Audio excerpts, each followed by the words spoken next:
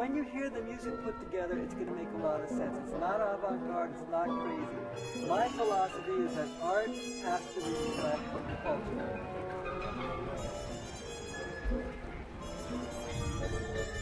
So this music is very rhythmically oriented, but when you hear the rhythms, they're going to all make sense, it's all going to groove.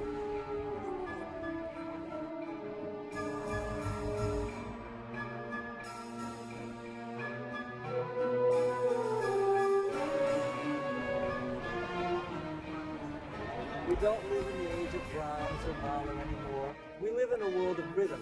Whether you live in Sweden or New York City, you hear jazz, rock, hip-hop, world music.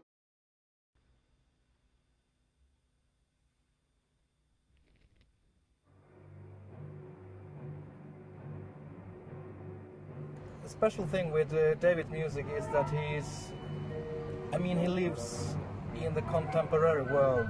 As he also said to me, it's a lot of rhythm today in the American music, and that's what his music is all about. He's also influenced by Cuban music, by Brazilian music, and so on.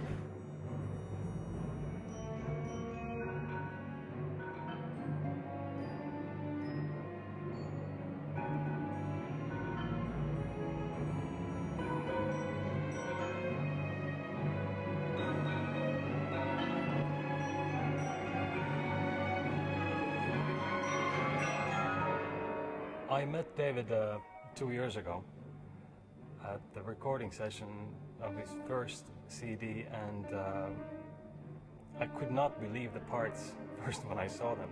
They're the most demanding orchestral parts that I've ever seen technically, and they have to be played well because everything is audible. It's not like some of the new music where the parts look incredibly difficult, and you play them and then you realize, it doesn't really matter. It's just about the... Here, David's music it's extremely technical, it's precise, very rhythmic, and it draws the attention of the audience and the orchestra players. It can be at times frustrating, I guess, for the orchestra, but I love this. It's fantastic music. It's very well written. He hears the orchestra well, and his imagination is great.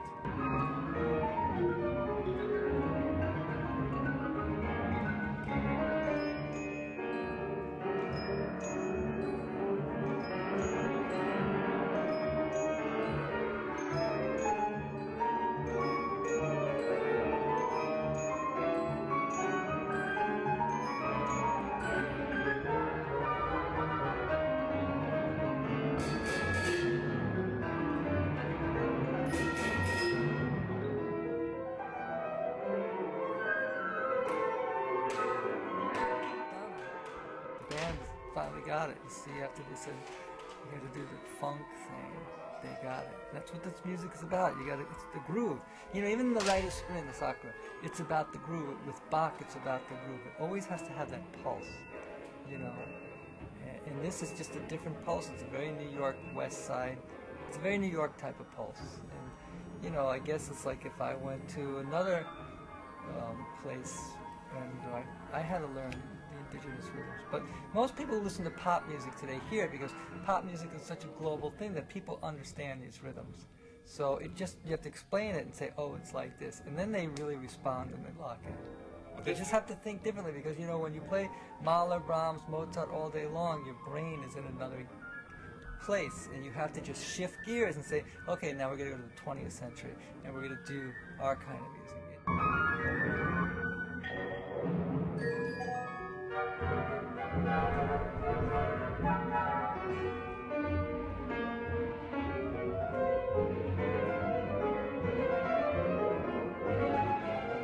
But people were outraged with Rite of Spring, Stravinsky did.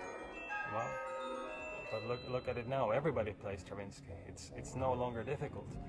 It's demanding still, but I think not to really set parallels between Chesky and Stravinsky, but I think Chesky is a phenomenal composer, and this might be in 100 years or in 50 years the Stravinsky of the time. It's very rhythmical, and music doesn't have to be complicated to listen to. It can be complicated and demanding to play, which can be very rewarding if you are a musician that takes honor in playing and wants to do something new and exciting.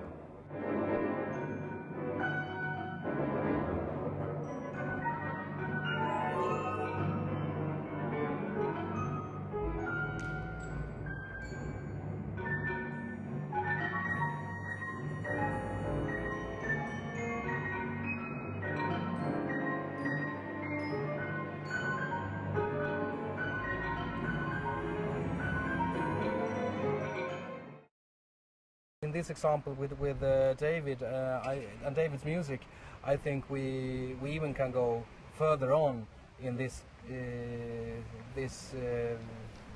examination of new modern style and new music.